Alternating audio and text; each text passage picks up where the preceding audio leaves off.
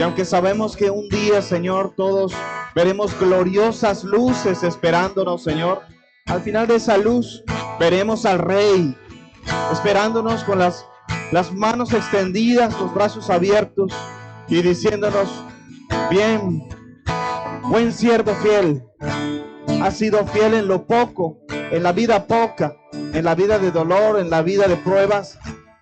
Entra y toma posesión de lo que es tuyo, tu herencia preparada desde antes de nacer para ti, que has sido escogido por el Padre. Gracias, Señor Jesús, porque esa gloriosa herencia la debemos a ti y a tu preciosa sangre derramada en esa cruz por nosotros. Por lo tanto, hoy cantaremos, hoy te alabaremos, hoy te glorificaremos, porque eres glorioso. Bendito y alabado seas, Señor, en el nombre de Jesús. ¿Cuántos dicen amén? Dale fuerte el aplauso al Señor Jesús, al Rey de Reyes y Señor de Señores, al único digno de honra. Dáselo fuerte. Vamos a tomar nuestros asientos, hermanos, y vamos a abrir nuestras Biblias en la primera carta a los Corintios, capítulo 1, versículo 1.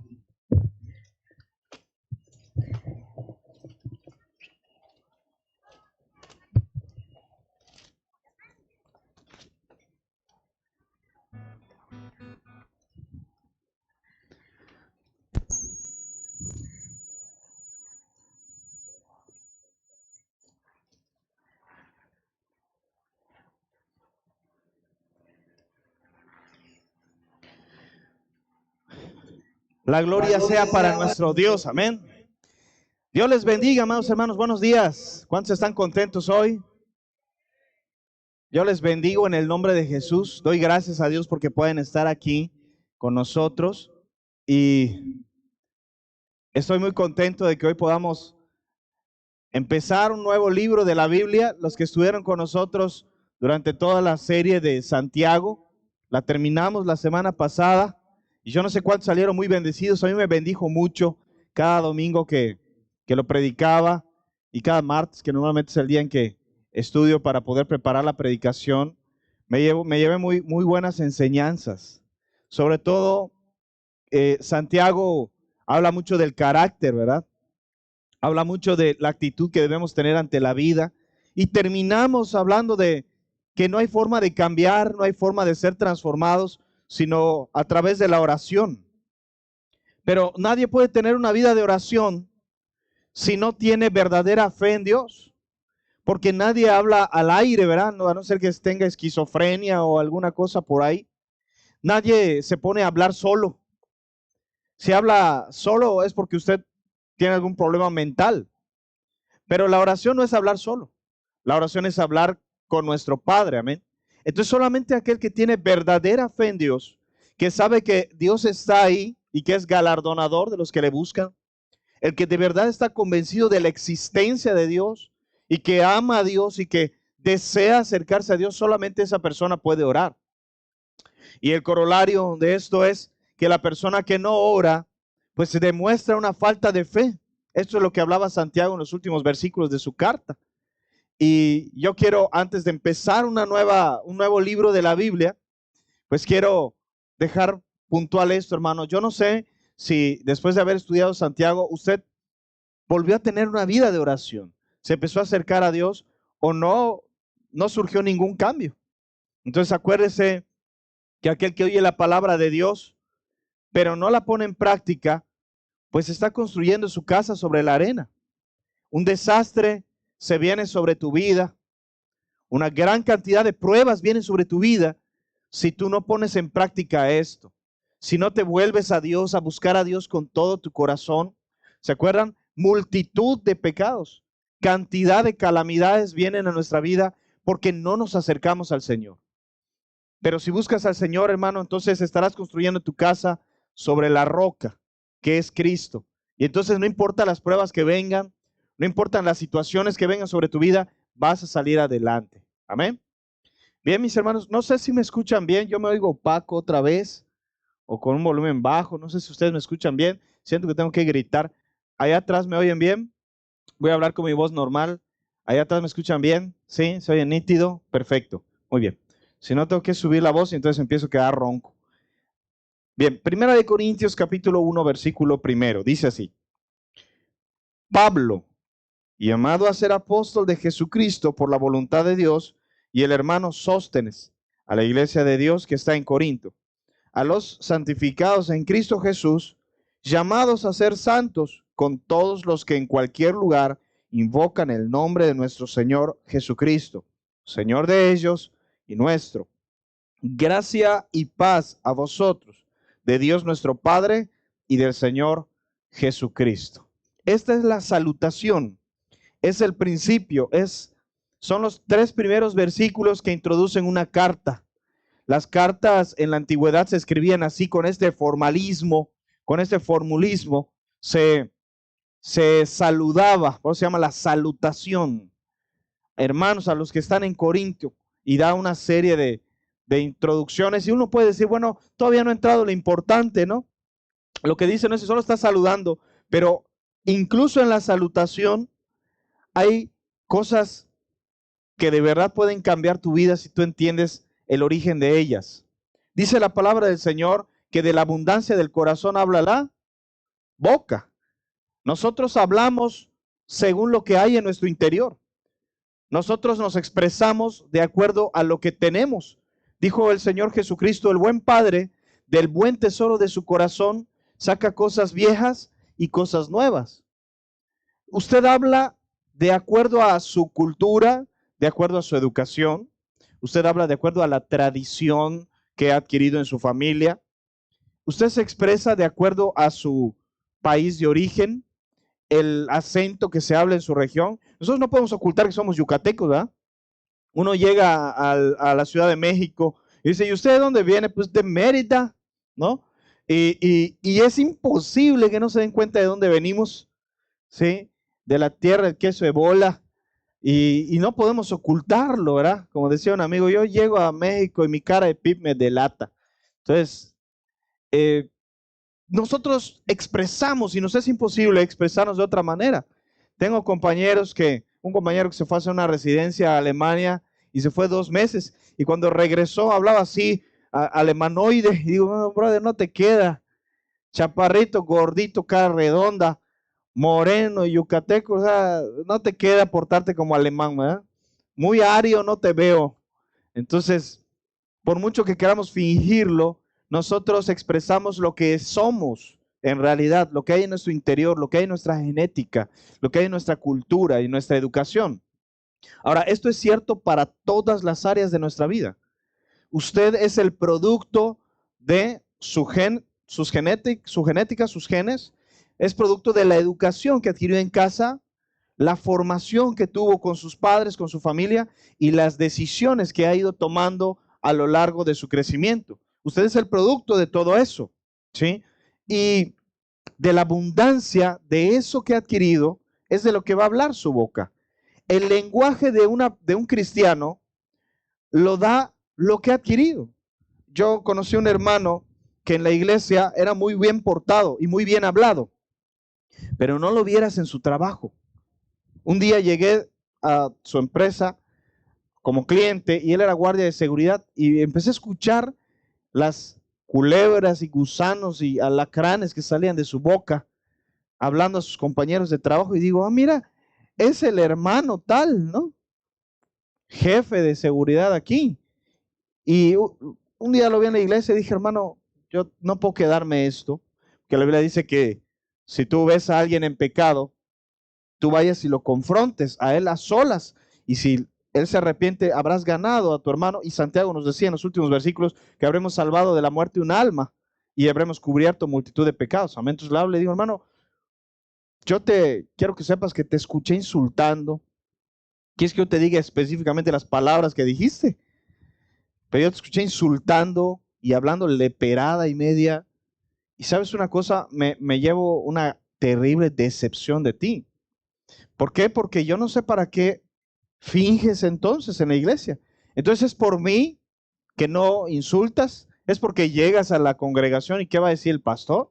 Delante de mí hablas de una forma y delante de tus amigos hablas de otra forma. O ¿Saben? Todos cambiamos, modulamos nuestra voz, nuestro acento, bajamos o subimos, si es que es, creo que no es apropiado decirlo, pero bueno, es la forma en la que se dice, el nivel en el que hablamos de acuerdo a la gente con la que nos comunicamos. Pero hay algo que nunca debe cambiar, nuestra integridad.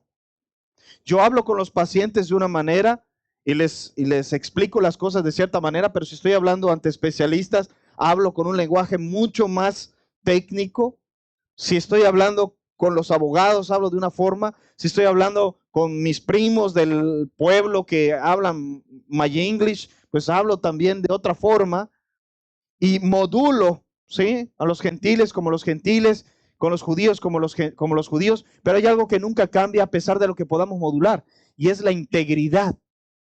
No importa si yo hablo con un lenguaje más sencillo con mi hijo y un lenguaje más complejo con mi esposa.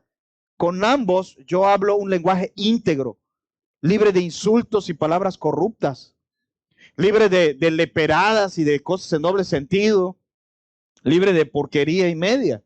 ¿Por qué? Porque soy un hijo de Dios y mi boca no puede hablar sino de lo que hay en mi corazón.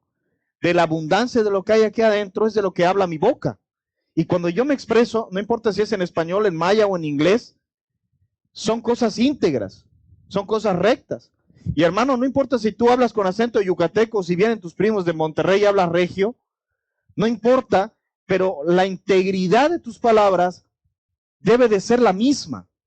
Tú no puedes estar hablando a insultos y leperadas con la gente que habla así y hablando con lenguaje religioso cuando estás en la iglesia, porque eso ya es hipocresía. Eso no es adecuación del lenguaje, ¿sí? Eso es hipocresía. Ese es un pecado oculto. Cuando nosotros vemos la salutación del apóstol Pablo, es una salutación común, cualquiera. Él está hablando de pasada, ¿no? Lo primero, él acostumbraba a dictar sus cartas y está el amanuense, el escribano, pues escribiendo, y él caminaba, o al menos así lo relatan los padres de la iglesia, y él caminaba dictando sus cartas, ¿no? Y pues yo me imagino al apóstol Pablo dando vueltas por ahí y diciendo, a ver, escribe, ¿no? Y empieza a dictar la carta como si cualquier cosa y diciendo, a ver, escríbele ya, Pablo, llamado a ser apóstol de Jesucristo por la voluntad de Dios. ¿Y quién más? El hermano Sóstenes, y el hermano Sóstenes pone ya, ¿no? Es una salutación cualquiera, no está dando doctrina, no está específicamente enseñando algo, dando una enseñanza específica, pero incluso en una salutación tan cotidiana, tan clara como esta, yo veo algo. Veo el corazón del apóstol Pablo y lo que hay en él.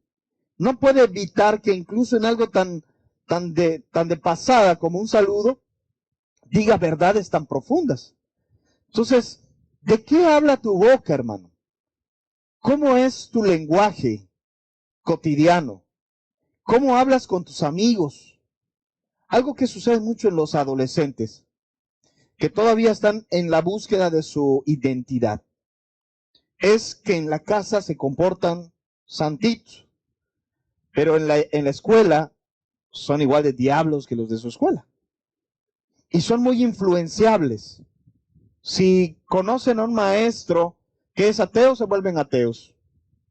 Si por el contrario tienen a un amigo que es muy cristiano, tienden a acercarse a Cristo. Es por eso que ustedes jóvenes son la fuerza de la iglesia. Tienen una gran influencia sobre la gente que les observa, sobre sus amigos que les ven. Ustedes pueden llegar a constituirse en un ejemplo de persona y un modelo de vida y acercar a otras personas a Jesús solamente con su forma de comportarse, ¿sí? Y los adolescentes son muy volubles, muy influenciables, rápido cambian. Si sus amigos insultan, ellos empiezan a insultar también. Hermanos, ustedes no pueden ser así. No pueden ser una fuente de dos aguas. No pueden ser alguien que con la lengua alaben a Dios y lagriman aquí en el culto y levantan las manos. Y tan pronto se topan con alguien que habla a insultos, también lo hagan. Pues entonces, ¿qué hay en tu corazón? Porque la boca habla de lo que abunda en el corazón, ya lo hemos dicho. ¿Qué hay en tu corazón? ¿Realmente eres un hijo de Dios? ¿Realmente Cristo está en tu corazón? ¿En verdad tu alma ha sido transformada por el Señor? Porque si no es así, entonces lo vamos a notar en tu forma de hablar, en lo que hablas, en lo que platicas, en lo que predicas. Ahí se va a notar, eso es lo que hay en tu corazón. No puedes hablar de lo que no sabes. Pedro le dijo al paralítico, no tengo oro, no tengo plata, mas lo que tengo te doy. No puedes dar lo que no tienes. ¿Sí? En una salutación como esta, Pablo empieza a decir algunas profundas verdades. La primera dice, Pablo, apóstol de Jesucristo. ¿Quién es él? Si tú tuvieras que presentarte, ¿qué dirías? Si yo te pregunto, ¿quién eres, hermano? ¿Qué me vas a decir? La primera vez que conoces a una persona, ¿cómo te gustaría que ser presentado?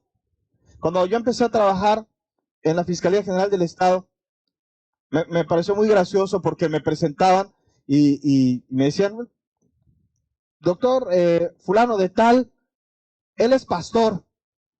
Así me presentaban. Oye, te presento a Ricardo Palomo, él es pastor. Y es lo que todos decían. Y decía, qué bonito es que mi carta de presentación no sea mi currículum. Qué bonito es que incluso la de recursos humanos que tiene el currículum completo, no te ponga a estarte presentando con cosas vanas. No, el doctor fulano de tal, que tal congreso, que tal diplomado, que tal cosa, que tal lo otro. Nada. Qué bonito es que cualquier persona te diga, es un siervo de Dios. Lo primero que resalte de tu personalidad sea Cristo. No, y no tus logros, no tus títulos, no tus metas, no tus amistades, ¿no? Fulano de tal es sobrino de tal, ¿no? Fulano de tal es primo de tal persona, ¿no? Como que sabiendo por qué está acá, por sus relaciones familiares, sino ser identificado por el Señor. Ahora, si yo te pregunto a ti, ¿tú quién eres? ¿Cómo te presentarías? No, soy Saúl fulano de tal, ¿no? No es este Saúl, estoy hablando de otro. ¿Quién eres? No, pues soy DJ, ¿no? No es este Saúl. Y también soy licenciado en tal cosa, ¿no? ¿Cómo te presentas, hermano? ¿Cuál es la identidad que tú has adquirido? Cuando te ves al espejo, ¿quién eres tú? ¿Cómo te defines a ti mismo? Para un adolescente esta es una pregunta difícil, porque todavía no sabe quién es ni quién quiere ser. Para un niño más todavía no lo entiende. Pero ustedes, amados hermanos, que tienen arriba de 25, 30 años, se dice que la personalidad termina de ser formada o establecida o fijada a los 24, 25 años. Usted que ya tiene más que esa edad, ¿quién es? No, pues yo soy plomero, pues yo soy electricista, pues yo soy maestro. ¿Tu actividad laboral te define? No, pues yo soy esposa de tal, fulano de tal, papá de tal. ¿Tus relaciones familiares te definen? ¿Quién eres tú, hermano? ¿Cómo te gustaría ser reconocido? Y yo les hago una pregunta, ¿y en el cielo cómo nos definirán? Cuando entremos al cielo, ¿cómo será que te presenten ahí, arriba? Cuando los aplausos suenen y entres por la alfombra roja, ¿qué será lo que diga el heraldo cuando tú estés entrando? Bienvenido, Alam, ¿no? Bienvenida, la hermana Eloísa Sosa, ella es, ¿quién? ¿Ella es quién? Ella es maestra, ella es líder de la célula tal, ella es mamá de tales y tales niños. ¿Qué dirán ahí arriba los heraldos? ¿Qué dirán de ti?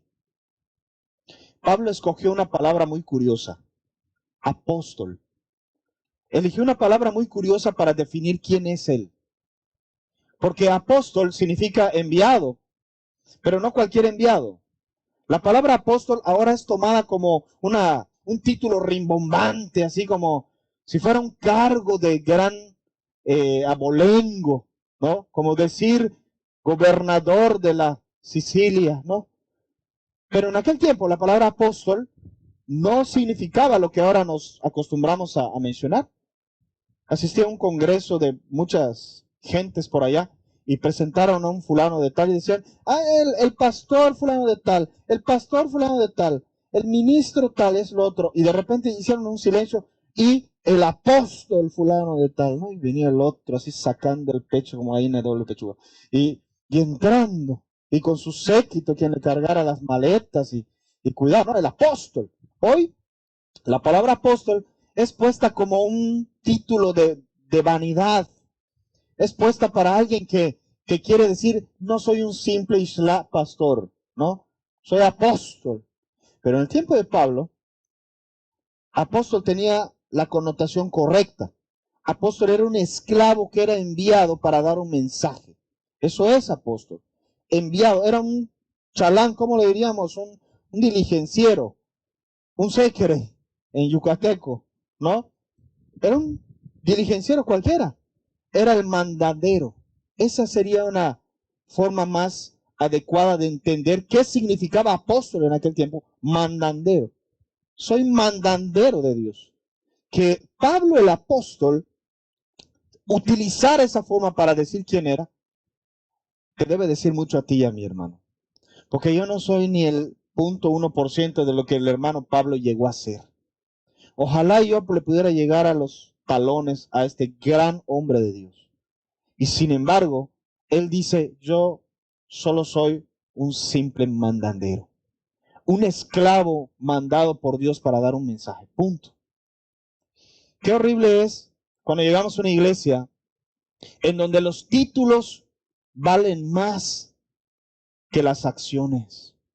En donde los cargos son más importantes que servir.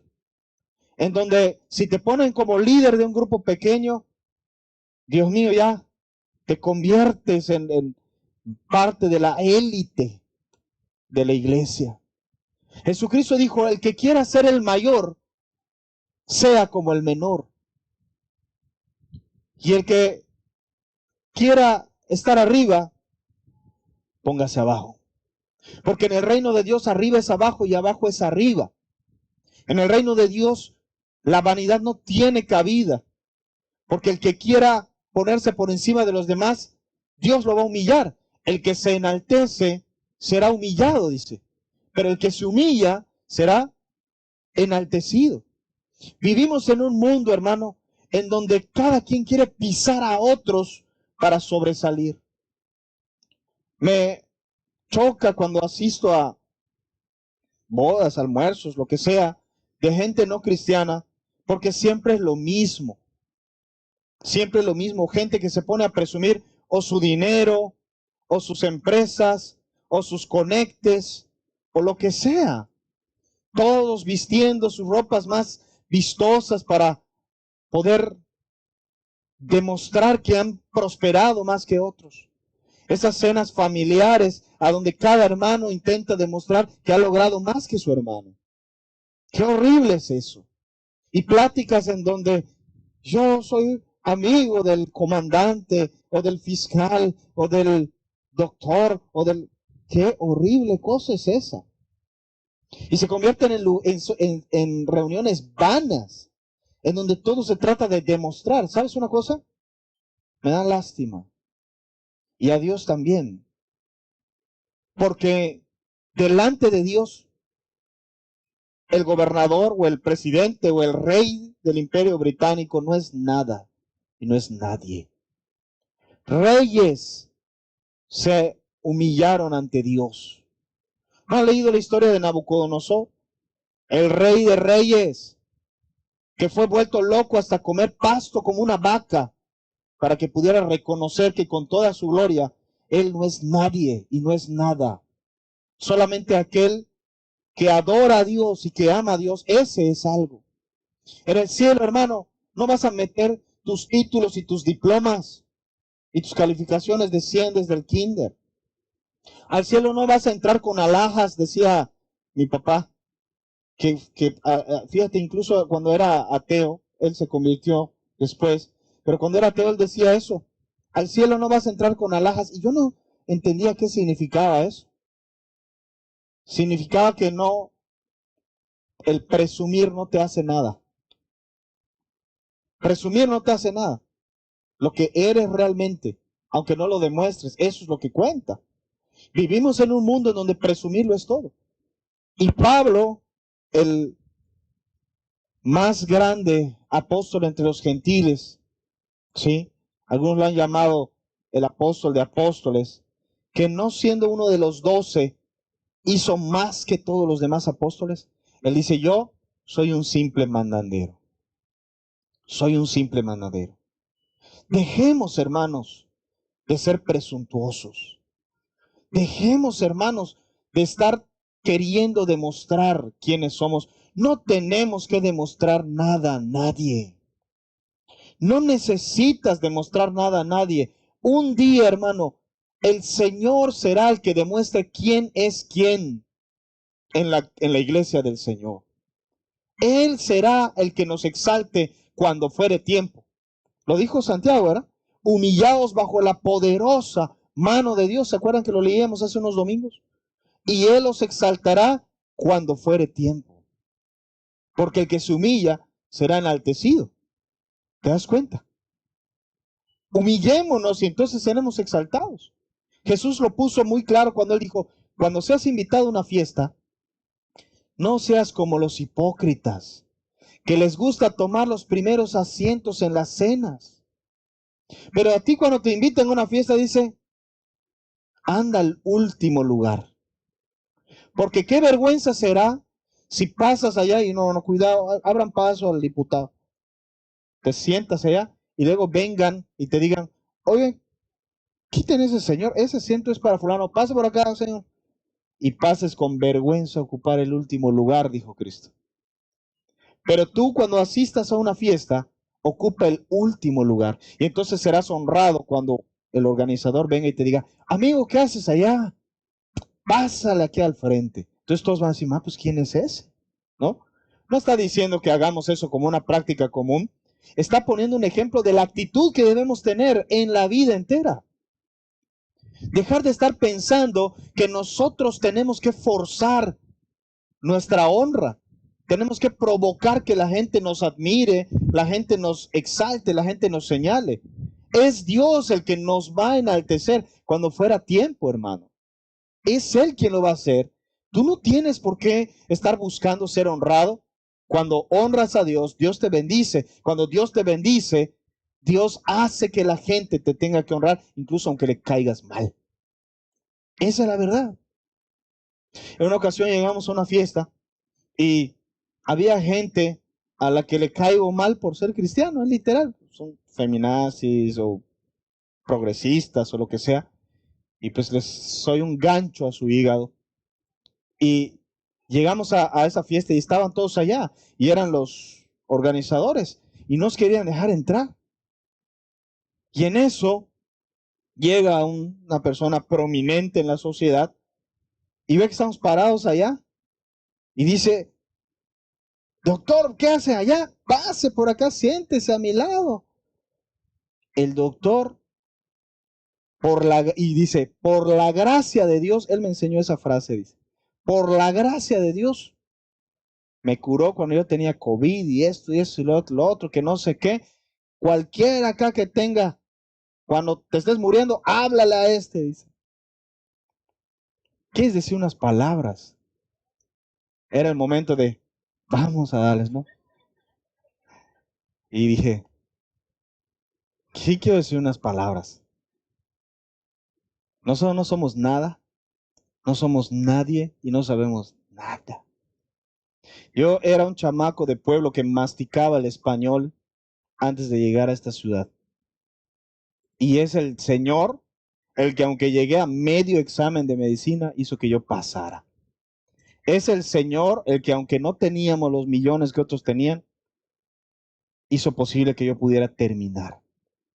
Y siempre ha sido el Señor el que con cada paciente y con cada persona los ha sacado adelante, y yo me he llevado la gloria injustamente.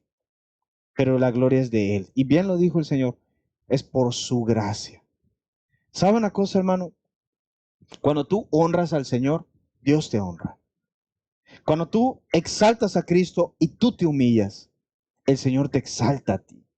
Pero cuando tú quieres exaltarte, vas a pasar vergüenzas y vas a ser humillado y vas a ser señalado. Eso es lo que nos pasa a la mayoría de cristianos cuando por vergüenza no exaltamos a Jesucristo. Cuando te juntas con tu familia no cristiana y no te atreves a defender a Cristo, te humillan. Claro que te humillan. Te van a seguir humillando. ¿Por qué? Porque no tienes el valor de defender a Jesús. Pero aunque no tengas un peso en la bolsa, si vieran a un hombre de carácter, con convicciones y con seguridad, que exalta al Señor, te voy a decir una cosa, se van a callar la boca. Y no se van a atrever a levantar la lengua en tu contra. ¿Por qué? Porque el nombre de Dios te va a defender. Créeme. Pablo, mandadero de Jesucristo. Y el hermano Sóstenes dice, por la voluntad de Dios, y el hermano Sóstenes, ¿quién es este hermano Sóstenes? No lo sabemos. No se vuelve a mencionar. Pero qué bonito gesto de que haya saltado a la fama por ser amigo del apóstol Pablo. Porque cuando tú, hermano, puedes no ser nadie, no ser una persona importante, pero te pegas a Jesucristo, siempre vas a ser exaltado. Es como la parábola del burro, ¿verdad? Cuando el burro entraba a Jerusalén y todos quitaban su manto y lo tiraban en el suelo y las palmas y todos aplaudían y el burro alucinado. Dios de mi vida, por fin, ¿no? Y no entendía que no era por él, era porque arriba de él venía el Rey de Reyes, ¿verdad? ¿Qué cosa? Así somos nosotros, hermano. Nosotros no somos el Rey de Reyes, nosotros somos el burrito. Pero aunque seas un simple asno, como lo dice el profeta, un pollino, hijo de asna, hijo de animal de carga, es decir, el menos honrado de los animales, si Cristo va contigo, la gente, aunque no quiera, tiene que tirar sus mantos delante de ti. Así es cuando estamos pegados a Jesucristo, hermano. Tú no tengas temor a ser humillado. Tú no tienes que defenderte de la humillación de nadie, hermano. No tienes que defenderte de la humillación de nadie. Pégate a Jesucristo, aférrate a Jesucristo, sirve a Jesucristo, exalta a Cristo, habla de Cristo, predica de Cristo, honra a Jesucristo, a donde quiera que vayas, habla de Él, con quien sea, ponlo a Él por delante, preséntate con el nombre de Cristo, no con el tuyo. Y la gente, aunque no quiera, te va a tener que honrar. Pruébalo, hermano, de verdad. Si no estás acostumbrado, pruébalo. Pero mientras seas un cristiano tibio, que no sabe si es de aquí o es de allá, mientras sigas siendo un cristiano que no tiene el valor de defender a Jesucristo delante de los hombres, pues también Jesucristo te negará delante del Padre. Te va a ir mal. También, si tú no lo honras a Él, entonces ¿cómo te va a honrar a Él? Dice Pablo, llamado a ser apóstol por la voluntad de Dios, y el hermano Sóstenes. Versículo 2. A la iglesia de Dios que está en Corinto, a los santificados en Cristo Jesús, llamados a ser santos, con todos los que en cualquier lugar invocan el nombre de nuestro Señor Jesucristo, Señor de ellos y nuestro. Me pasaría yo un mes solo en este versículo estudiándolo, pero no tengo tiempo. Así que vamos a tomar 3 puntos importantes que hay en ese versículo. El primero dice, la iglesia de Dios que está en Corinto. La iglesia de Dios que está en Corinto. La iglesia de Dios que está en Corinto. La iglesia no es un edificio. Estamos claros en ello, lo hemos hablado muchas veces. La iglesia es la gente. La iglesia es la gente. La iglesia es hermosa si la gente es gente hermosa que ama al Señor. ¿Sabe? Esta no es una iglesia con pisos de mármol, con techos a 10 metros de altura y columnas de piedra. ¿Sí? Esta no es una iglesia climatizada con ventanas de vidrio, antibalas, etcétera. Pero esta iglesia es hermosa. Es hermosa porque, dice la palabra, en los justos es hermosa la alabanza. Es hermosa porque hay gente que ama de verdad al Señor. Yo les conozco. A unos que otros todavía no. Ahí me los presentarán.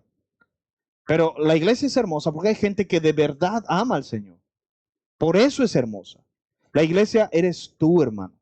La iglesia eres tú. La iglesia está donde quiera que haya una persona que tiene fe en Jesucristo. Esa es la iglesia. Dice la iglesia de Dios. Pero dice algo que si no sabes el contexto, no puedes comprenderlo. Dice la iglesia de Dios que está en Corinto. ¿Sabes qué era Corinto? Había una palabra griega en aquel tiempo que se decía corintianizar. Ya se corintianizó. ¿Y saben qué significaba corintianizar? Corintianizar era convertirte en una persona absolutamente depravada. Eso era corintianizar. Corinto era una ciudad muy grande, una de las ciudades más grandes de Grecia, en un estrecho muy importante, el estrecho de Corinto. Todas las rutas de comercio de los Balcanes pasaban por allá. Tenía una acrópolis, es decir, una ciudad alta, hermosísima. Y en la cúpula de la acrópolis, el templo más importante era un templo a la diosa Afrodita, o Venus para los romanos. ¿Saben quién era ella? La diosa de él, amor. Y habían 1000 sacerdotisas de Venus o de Afrodita que vivían en aquel templo y que su trabajo era en la mañana y en la noche, en la mañana adorar a Afrodita y en la tarde, cuando caía la noche, bajaban a la ciudad a prostituirse. Y ese era su trabajo. Y no era mal visto que un hombre se acostara hoy con esta, con la otra, con la otra. Era una de promiscuidad en aquella ciudad. El símbolo de la ciudad de Corinto era una venera. ¿Saben qué es una venera? Una concha. Es una parte de una almeja, una concha. Eso es una venera. ¿Saben de dónde viene la palabra enfermedad venérea? De eso, de venera. Era una ciudad podrida en enfermedades venéreas. ¿Sabes por qué? El símbolo de Afrodita era la venera, la concha. Puedes buscar Venus, estatua de Venus, siempre está parada sobre una concha. ¿Lo han visto? Una venera. El símbolo de Corinto era una venera. Enfermedades venéreas por toda la ciudad. ¿Por qué? Porque la prostitución, la promiscuidad y las fiestas banales eran la característica de aquella ciudad. Entonces, en esta sola frase que Pablo dice, hay como que dos cosas incongruentes. Dice, la iglesia de Dios que está en Corinto. ¿Qué caramba hace una persona santa en un lugar tan pecaminoso? ¿Qué hace un cristiano en un lugar tan perdido? La iglesia de Dios que está en Corinto es, saludos al pastor que está allá en The Fox. Es equivalente, ¿no? Saludos a la hermana fulana de tal que trabaja allá en Excalibur, ¿no? Así sería lo que está diciendo. Pablo es algo totalmente, pues, incoherente. Pero ¿sabes una cosa? La Biblia dice que nosotros somos luminares en medio de una generación incrédula y perversa. Que debemos resplandecer como una luz en medio de una generación incrédula y perversa.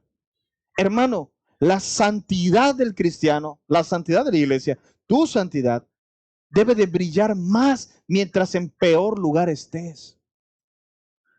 No os conforméis a este siglo, dice. No tomes la forma de la gente de esta época. También dice el apóstol Pablo, no seáis partícipes de las obras infructuosas de las tinieblas, sino más bien reprendedlas. No participes de lo que no es digno de un hijo de Dios, sino aprende a tu luz desplazar las tinieblas. Contamina con tu luz la oscuridad a cualquier lugar al que llegues. Así nos ve Dios. Dios no tiene problema en que tú vivas junto al Excalibur o al The Fox. No tiene problema con eso. ¿Sabes con qué tiene problema? Con que tú te mezcles con ellos. Dios no tiene problema en que tú trabajes en el peor lugar del mundo. ¿Sabes con qué hay un problema?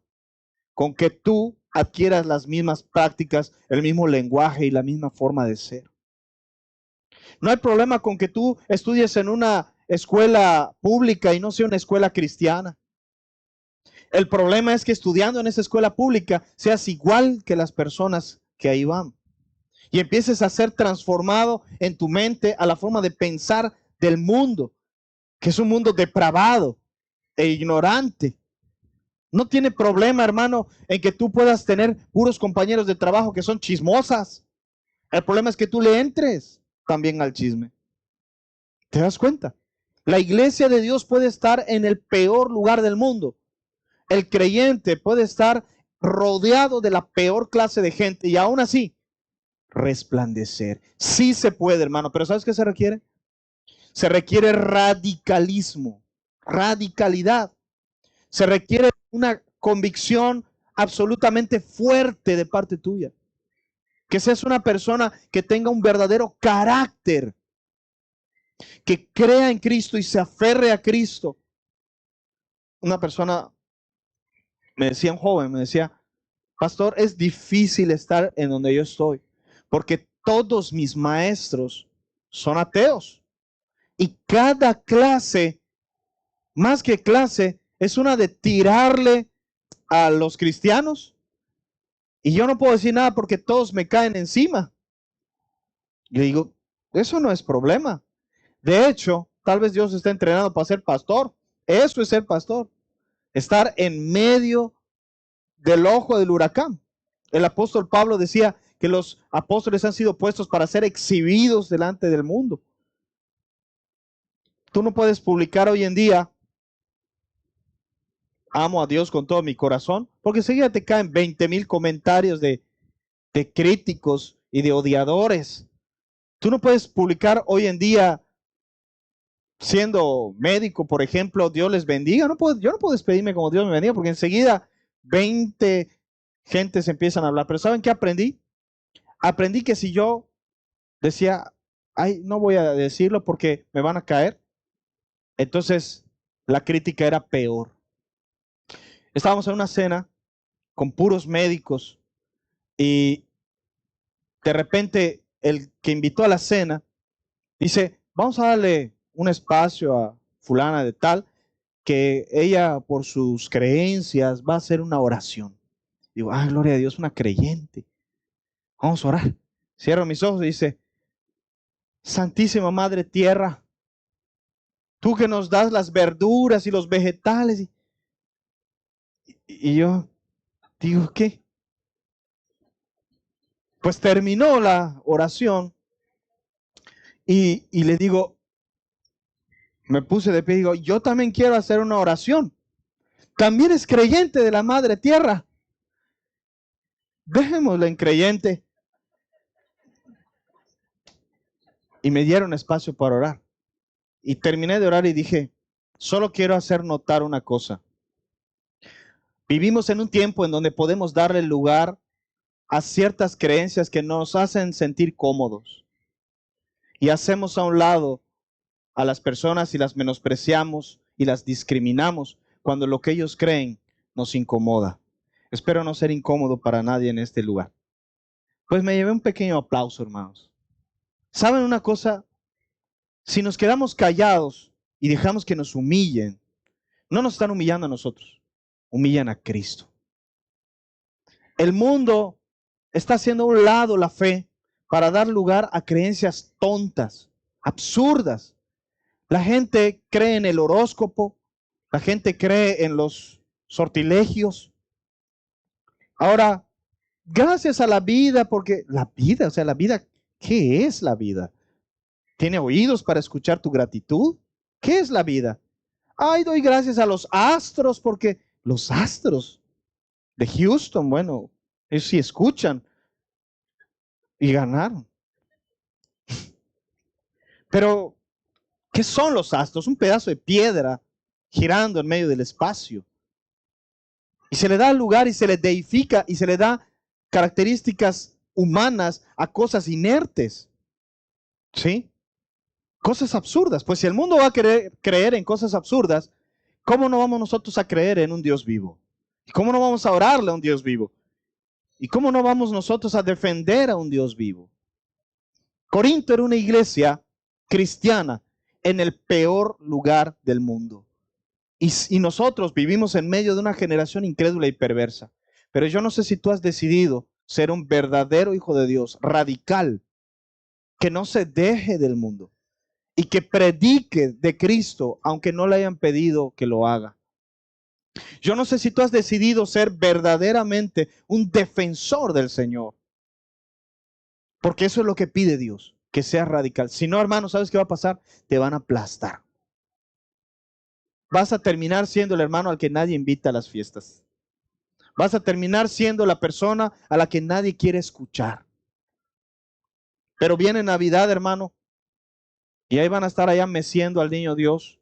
Y yo no sé si tú vas a tener el valor de decir, amada familia, yo quiero decir unas palabras y defender el nombre, no criticar a los niños Dios o lo que quieras, déjalos. Los ídolos no hay que derribarlos. Cuando el corazón acepta a Cristo, solos caen de sus nichos. No tienes que, porque yo tenía un amigo que cuando se convirtió, entró a su casa y rompió todas las vírgenes de su mamá. Resultado, los sacaron de su casa. Así es. Los ídolos solos van a caer y no salen del corazón aunque tú los rompas. Aunque tú los saques de la casa, no es de la casa de donde hay que sacarlos del corazón de la gente. Entonces, mis hermanos, tienes que tener el valor de defender a Jesucristo en medio de la gente que más lo odia y de ser santo en medio de una generación que es promiscua y perversa. Fíjate lo que dice, segundo punto de ese versículo número 2. A los santificados llamados a ser santos. Rápidamente. No vamos a hacer un estudio exhaustivo, pero bueno, santificados llamados a ser santos. Son dos cosas como que igual son incoherentes, ¿verdad? Santificado, ¿sí? Eso está en un presente perfecto o un pasado. Es pretérito, como lo quieras ver. Santificado, algo que ya ocurrió, algo que ya terminó. Ya está santificado. Entonces se llama presente perfecto, algo que finalizó. Santificado. Pero luego dice, llamados a ser santos. ¿Y para qué me llaman a ser santo si ya fui santificado? ¿Sí? Esto es la doble doctrina de la santidad. Aquel que ha sido lavado por la sangre de Cristo, hermano, ya es santo por la gracia de Dios, porque la sangre de Jesucristo nos limpia de todo pecado. Dice el autor de Hebreos, porque con una sola ofrenda hizo perfectos para siempre a los santificados, dice. Con una sola ofrenda. Una sola vez tuvo que morir Cristo. No es de que cada domingo el sacrificio de la misa, está muriendo Cristo cada domingo. No, es así. Es un solo sacrificio, una sola ofrenda. La Biblia es muy clara. Cristo no muere cada domingo por nosotros. No muere todos los días por nosotros. Cristo murió una sola vez. Y con ese solo sacrificio, para siempre, dice, eternamente, nos hizo, y esa palabra, perfectos. Perfectos. Nos perfeccionó, nos santificó. ¿Sabes, hermano? Tú delante de Dios eres un santo. Los santos no son los que mueren y los tienen que santificar todavía. Esa es una doctrina humana que no está en consonancia con la Biblia. Aquí dice en presente perfecto a los santificados. La iglesia está constituida por personas santificadas. No personas que todavía tienen que emitirle los óleos para santificarlos, sino que los santificados son todos aquellos que han recibido a Cristo en su corazón. Porque cuando Cristo, el Cordero de Dios que quita el pecado del mundo, entra a tu vida, tú eres santificado. Tus pecados te son perdonados. Y esto es escandaloso, yo lo sé, hermano. Es escandaloso. Le pareció escandaloso a los judíos, ¿se acuerdan? Cuando le dijo Cristo a aquel paralítico, tus pecados te son perdonados, se ofendieron. ¿Cómo te atreves a decir eso? ¿Cómo te atreves a decir eso?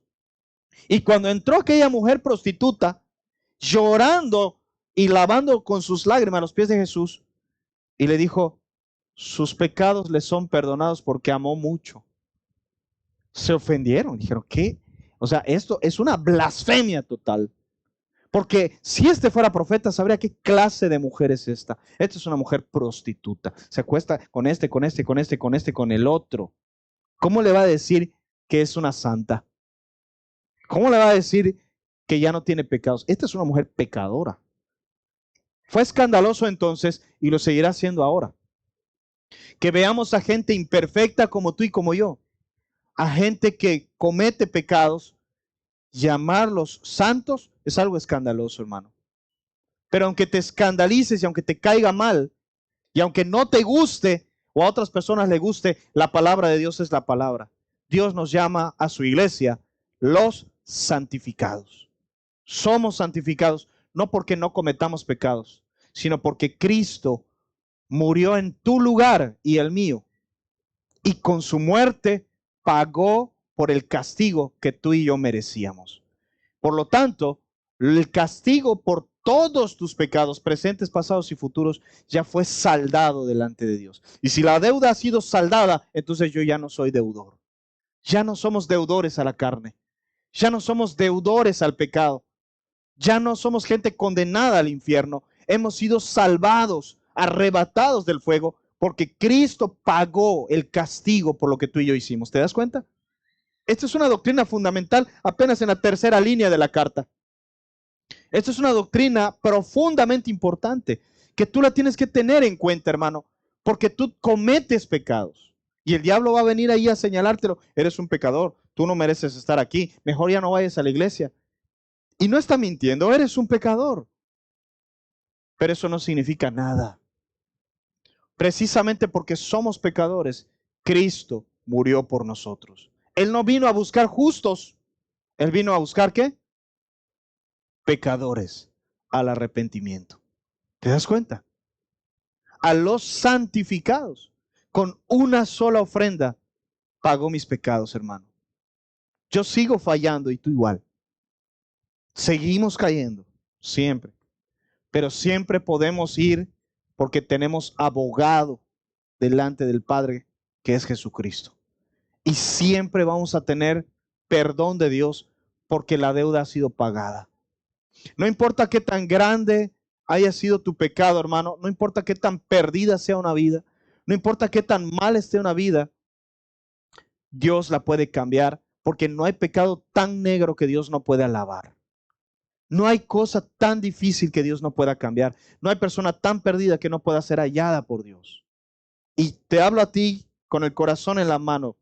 Si tú le has fallado a Dios y esto te está impidiendo sentirte bien en la iglesia o delante del Señor, acércate a Cristo y pide perdón, hermano.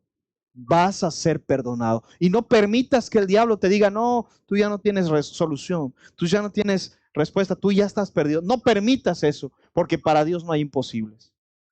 Una persona vino y me dijo, es que, siervo, tú no sabes lo que yo he hecho. Yo maté a una persona que había matado a su hermano. Y estaba ingresando al área de seguridad, pero vi que tenía un tatuaje de un pescadito que en letras griegas dice ictus. Y es un símbolo universalmente cristiano desde el primer siglo. Le decía, tú eres cristiano, no porque tengas el tatuaje. Eres cristiano. Y me dice, tú eres cristiano. Yo soy pastor. Bueno, casi me abraza y dice, estoy muy arrepentido. Maté a mi hermano. Y yo sé que Dios nunca me va a perdonar por esto. Y le empecé a hablar de Cristo y estaban los policías escuchando. Y hasta eso siempre están apresurados con meterlos a la cárcel, pero le dieron tiempo. Y empecé a decirle, mira, no hay un pecado tan grande. Aunque hubiera matado a mi propia sangre, aunque hubieras matado a tu propia madre, si en verdad estás arrepentido, si en verdad deseas entregarle tu vida a Jesucristo, aquí mismo te puedo decir, tus pecados te son perdonados. Hice una oración por él, se reconcilió con el Señor. Hoy está en el penal, por supuesto, asistiendo a la iglesia de Jesucristo que está en el penal. Qué cosa más incongruente, ¿verdad? Pero ¿saben ustedes que hay una iglesia de Jesucristo en el penal? Ahí está. Y son verdaderos hermanos. Que aunque fueron lo peor de este mundo, hoy han sido lavados por la sangre de Jesús. La iglesia de Jesucristo que está en lo peor, que está en medio de la podredumbre, pero es la iglesia de Jesucristo.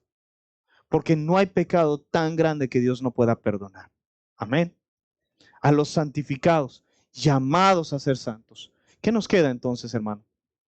¿Qué nos queda entonces si somos pecadores? Intentarlo, intentarlo e intentarlo una y otra vez.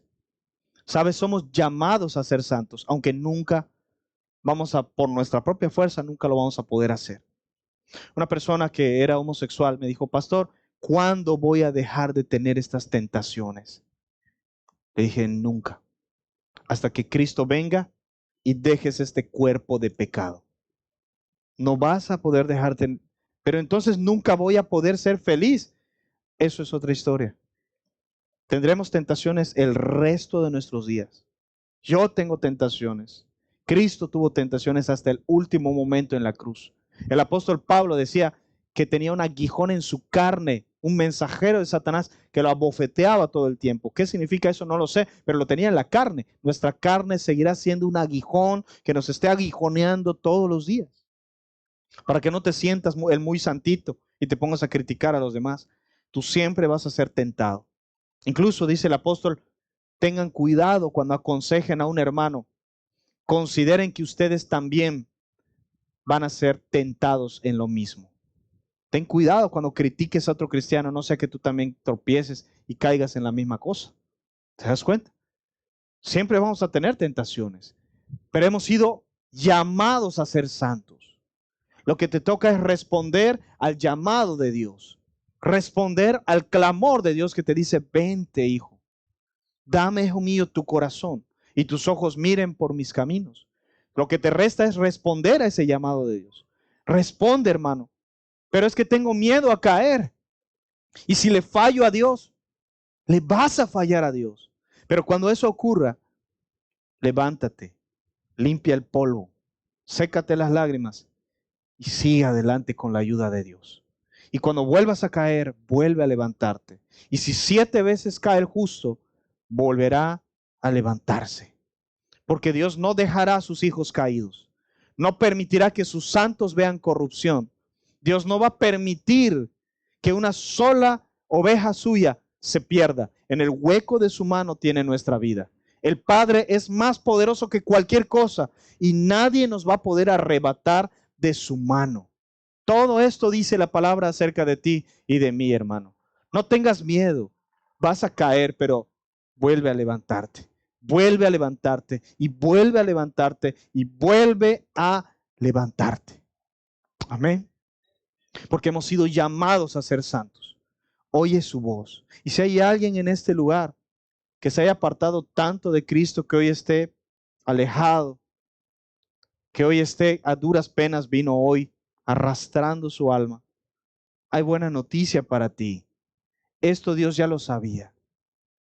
Y por eso estás en este lugar. Te trajo para que escuches otra vez su llamado.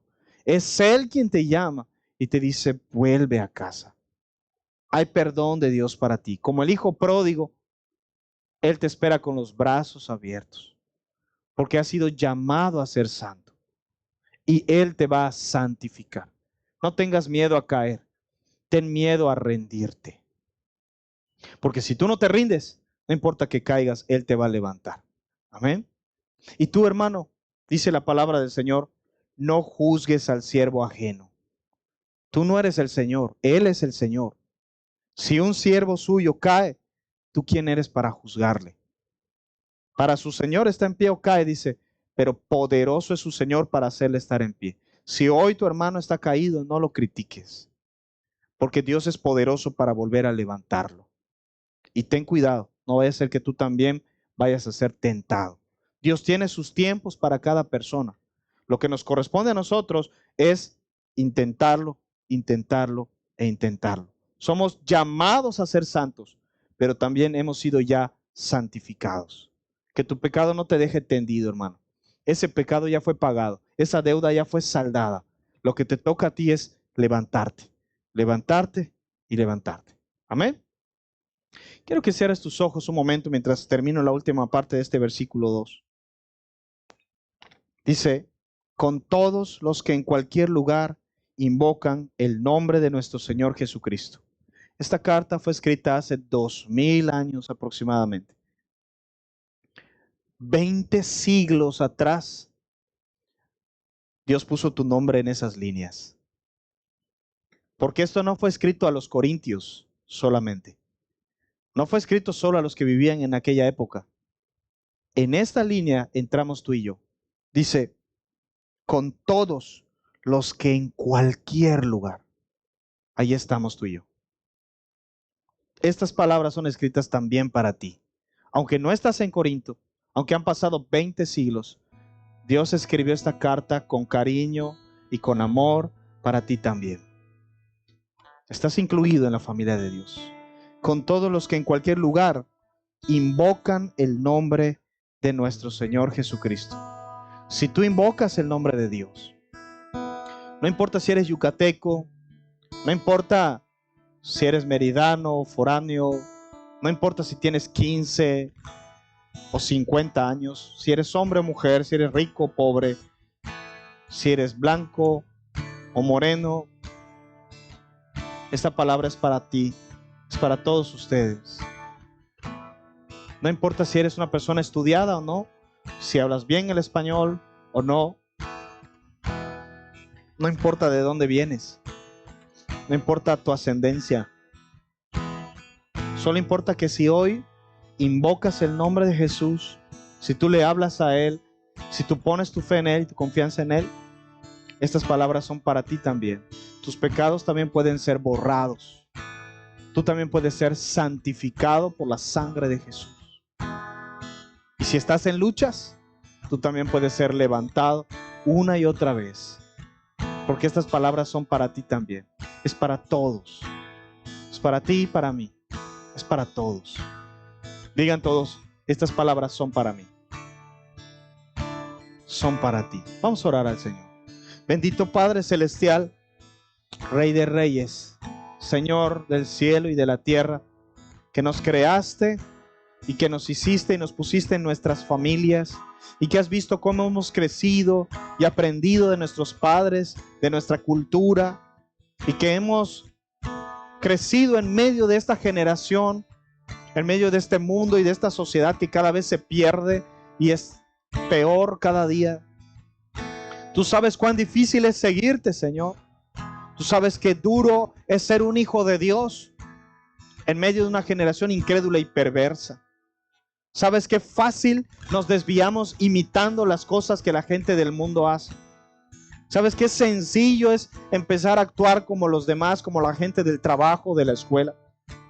Ya viste qué fácil es empezar a tomar actitudes de la gente que nos rodea y desechar tu palabra para tomar creencias de gente que no cree en ti.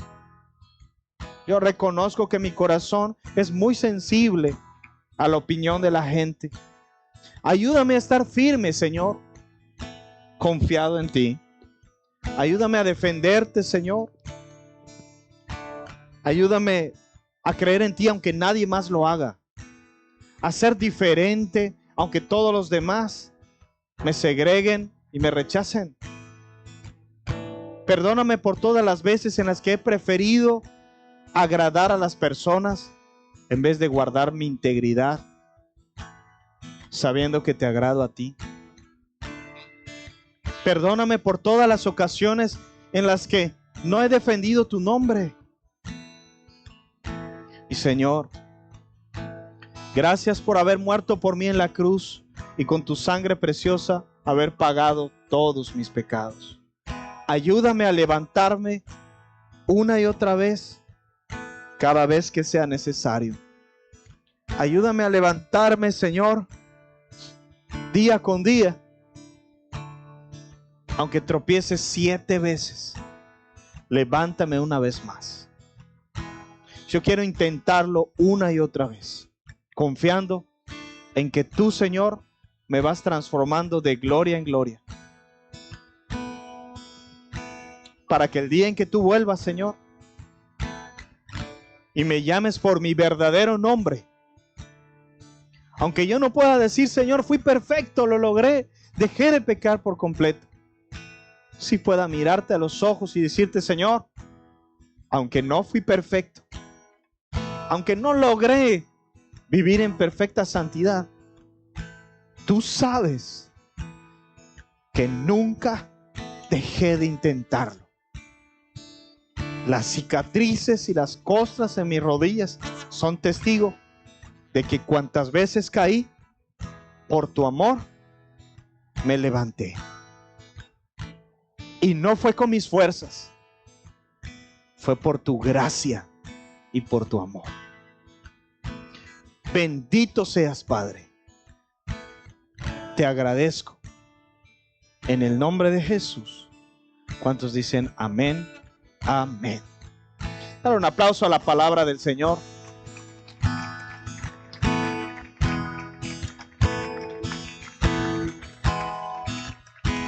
Amados hermanos, si hay alguien en este lugar que necesite oración especial,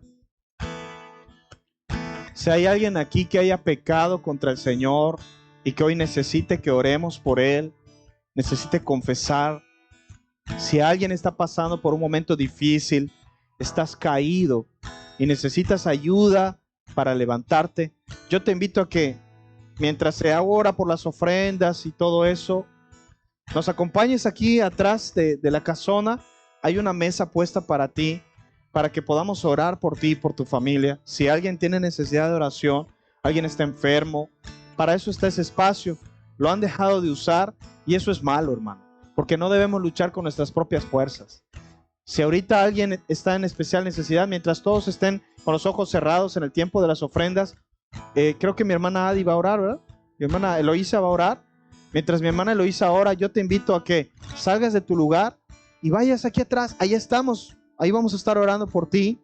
Dinos qué te pasa, cuéntanos qué te sucede. Deja que Dios te ayude. No luches tú solo. Aquí estamos tus hermanos para estar contigo en tu momento de angustia. Amén.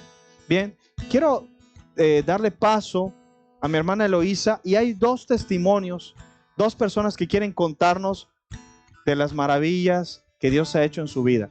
Entonces, ¿qué les parece si le damos un fuerte aplauso al Señor por la vida de estas personas y escuchamos lo que Dios ha hecho en sus vidas, para que si tú también estás pasando por algo como esto, te des cuenta de que tenemos un Dios poderoso, que no importa si algo parece imposible, para Él no hay nada imposible. Amén. Adelante, mis hermanos.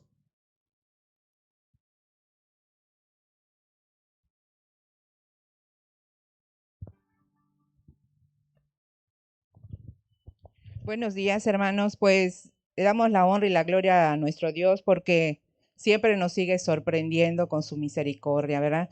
El día de hoy vienen dos personas, hemos estado orando cada domingo, incluso ustedes también, pero no tienen el gusto de conocerlos, ¿verdad? El día de hoy vino uno y también vino su mamá de Liz, ¿verdad? A dar testimonio de lo que Dios ha hecho en la vida de su hermano. ¿Puede pasar, hermana, por favor?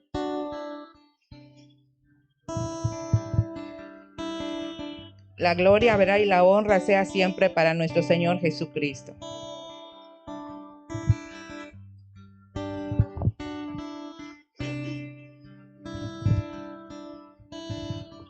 Buenos días, hermanos.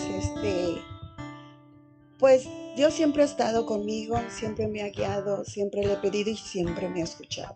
Y ahora en estas 2 semanas me ha demostrado cuánto y cuánto me ama y sé que soy su consentida. Pues hace exactamente casi 3 semanas, uno de mis hermanos en México, en la Ciudad de México, tuvo un accidente, lo atropellaron, quedó debajo de las llantas del camión. En la primera semana le hicieron 3 operaciones y gracias a Dios salió bien. Mi hija lo supo, les comunico a ustedes y yo les agradezco mucho que hayan orado por mi hermano, aunque no lo conocen. Yo sé que la oración tiene mucho poder y una vez más estoy segura que así es. Ya salió la semana pasada, se está recuperando, gracias a Dios. Había un problema con lo del accidente de trabajo. También gracias a Dios ya se está solucionando y él está saliendo adelante. Gracias a Dios y gracias a sus oraciones, y les doy muchas gracias porque aún sin conocerlo han pedido por él, han pedido su sanación y han pedido que sane él y que sane su corazón. Hace 2 años, lo voy a decir así, hubo abandono hacia mi madre de parte de él. Ella también se fracturó el fémur, tuvieron que operarla y hubo abandono de parte de él. Y él Cuando despertó de la operación, se puso a llorar y dijo que era por lo que había hecho con su madre, por lo que no había hecho por su madre, que era casi un castigo de Dios. Ahora yo sé y estoy segura que Dios lo ha perdonado y que Él va a ser otra persona. Él ha entendido, ha aprendido. Eso es todo.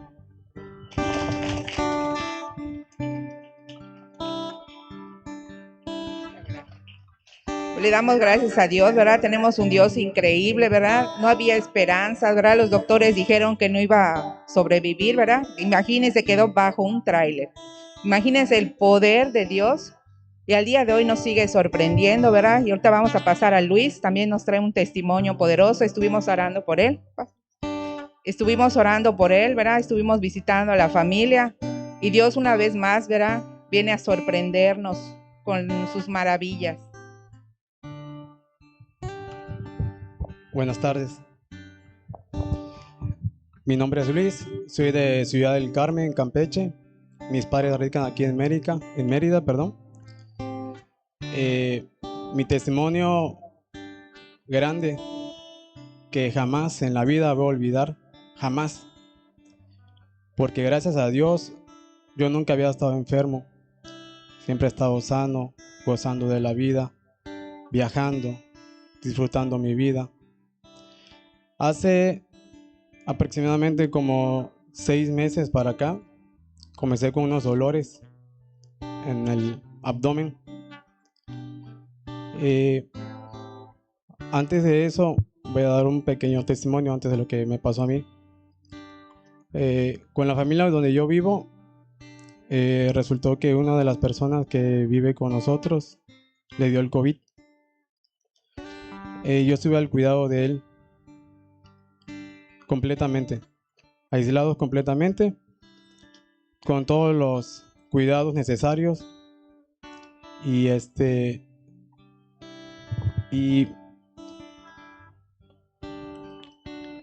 el doctor había dicho que ya no había remedio.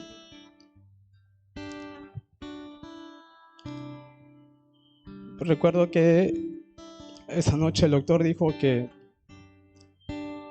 ya todo era en manos de Dios lo que iba a quedar, que le fueran avisando a sus familiares de que ya no iba a amanecer. No me importó quitarme el cubrebocas, ni los guantes de látex, ni la mascarilla. Él estaba con oxígeno, morado, ya no reaccionaba. Le agarré la mano y empecé a orar. Empecé a orar de muchas maneras, pidiéndole a Dios que le diera una oportunidad más, que aún faltaba por qué vivir, por qué luchar. Y Dios es grande. Como a las 5 de la mañana volvió a marcar el doctor y me dijo cómo va el paciente. Y para la gloria de Dios, él lo fue a ver y me dijo: es un milagro lo que está pasando, porque ya era para entubarlo. Dios me escuchó. Dios me escuchó. Y digo esto porque yo jamás, a la edad que yo tengo, jamás había estado yo enfermo de nada, completamente sano, gracias a Dios. Pasé esa prueba grande porque pues estuve al lado de una persona donde posiblemente me podría contagiar, que era lo más seguro. Me hicieron las pruebas y ni siquiera fui asintomático.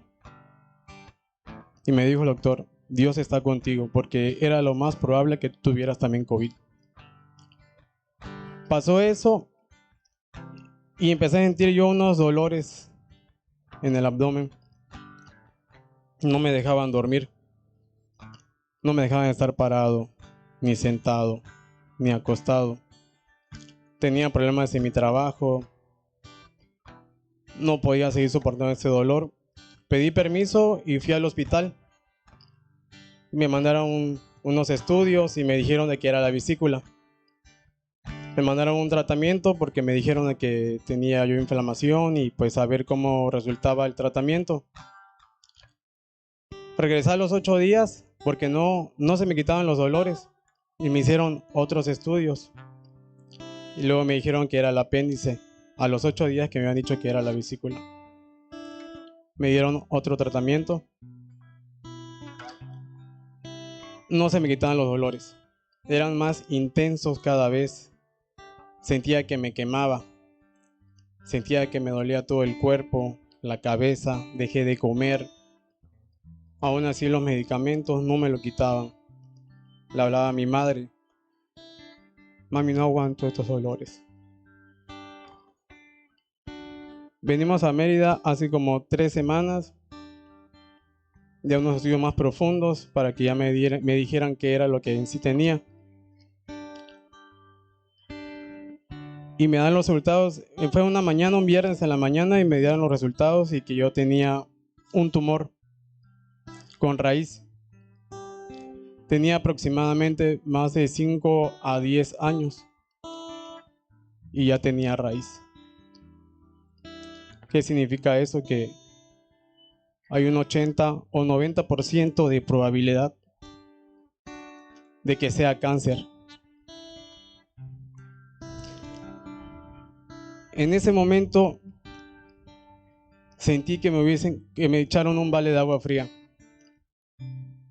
Esa noticia se amarró mi vida. Y obviamente pues uno se deprime.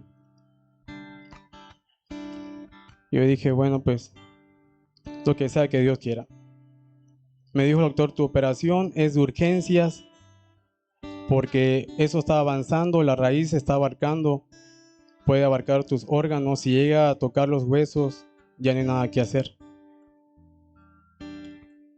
Hice los estudios necesarios, me mandó un tratamiento, me mandó el costo de la operación. Esa fue la primera prueba que Dios me dio, el costo de la operación. Los pequeños ahorros que teníamos lo había gastado en esos estudios. Y me dijo el doctor, yo más tardar te puedo operar en 1 semana, máximo 2. Después de 2 semanas yo ya no puedo operarte, porque probablemente haya abarcado más la raíz del tumor que tú tienes. En 1 semana, hermanos, porque a mí me da pena decirlo, con mis amistades de Ciudad del Carmen, familiares, en 1 semana se juntó todo el dinero para la operación. Fue la primera prueba que pasé con Dios. La segunda fue el día de la operación. Vine un día antes. Hoy estoy cumpliendo 10 días que me acaban de operar. El viernes pasado, de hace 8 días, fue la operación en la mañana. Mi mamá me presentó a la hermana Eloísa y a algunos otros que también estuvieron en la casa de mi mamá. En Carmen igual dije a mi familia qué es lo que tenía. Todos se unieron en cadena de oración. Yo le pedí muchísimo a Dios. El viernes que me iban a operar, me empezaron a tratar. Y yo le dije a Dios, que yo ya me estaban llevando al quirófano, y le dije, Dios mío, en tus manos encomiendo mi vida. Que sea lo que tú quieras, lo que tú digas. Agradezco el tiempo que me diste sano para disfrutar de mi vida, hacer lo que yo quise, porque no soy una mala persona, me gusta igual ayudar a la gente, a las personas que lo necesitan. Y gracias a Dios, me operaron, mandaron a patología el tumor, y me dijo el doctor, en 4 días te doy los resultados. Para la gloria de Dios, me habló un miércoles en la noche y me dijo, Luis, te tengo muy buenas noticias. Tu tumor no fue maligno. Esto es un milagro, porque para el tiempo que tú tenías con tu tumor, era para que fuera cáncer. Y me lo dijo, dale gracias a Dios, porque tienes mucha suerte y porque te bendijo. Gloria a Dios.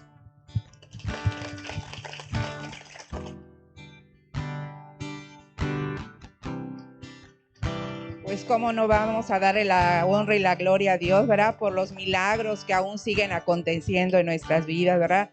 Vamos a orar así como estamos, ¿verdad? Vamos a inclinar nuestros rostros. Vamos a darle gracias a Dios. Padre que estás en los cielos, primeramente venimos agradecidos, Padre, con acción de gracias, Señor, por todo lo que has hecho, Señor, por todo lo que harás aún, Señor, en nuestras vidas. Gracias, Señor, porque tú eres un Dios increíble, eres un Dios sobrenatural, Padre. Confiamos en ti, Padre eterno. Te entregamos, Señor, las vidas, Señor, de esas personas, Señor, que tienen dolores intensos, Padre mío. Te pido y te ruego que tú los visites, Señor. Que tú los visites, Señor, y puedas calmar, Señor, sus dolores, Padre eterno. También te pido, Señor, por todas esas personas que han pedido, Señor, por un trabajo, Padre. Ayúdalos, Padre eterno. Sorpréndelos, Espíritu Santo. Te doy muchas gracias, Señor, por este momento, Padre eterno. Te damos gracias también, Señor, por las ofrendas, Señor, que hoy tu pueblo ha venido a depositar, Señor. Agradecidos, Padre eterno. No por necesidad, Señor, sino por agradecimiento, Señor, a lo bueno, Señor, que eres con nosotros, Padre. Te pedimos que nos lleves, Señor, con bien, Padre, y que nos sigas cuidando, Padre. Te damos gracias en el nombre que es sobre todo nombre de Cristo Jesús. Amén y amén.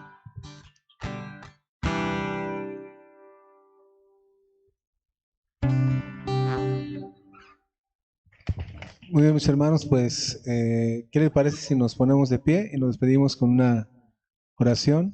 Oramos también por las ofrendas para los que no han tenido oportunidad de hacerlo. Oramos a Dios. Señor Jesús, te damos gracias y a ti sea toda la gloria y toda la alabanza, Señor. Gracias porque esta mañana pudimos adorarte, bendecirte, honrarte, Señor, a través de nuestras alabanzas, Señor, a través de meditar en tu palabra. Permítenos, Señor, irnos con bien a nuestros hogares.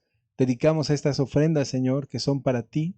Lo hacemos en adoración y agradecimiento a ti, Señor, porque tú eres bueno y siempre has sido bueno con nosotros, Señor. A ti sea toda la gloria y toda la alabanza, en el nombre de Jesús. Amén. Muy bien, mis hermanos, estamos despedidos. Los que quieran depositar su ofrenda pueden hacerlo. Aquí están los alfolís al frente.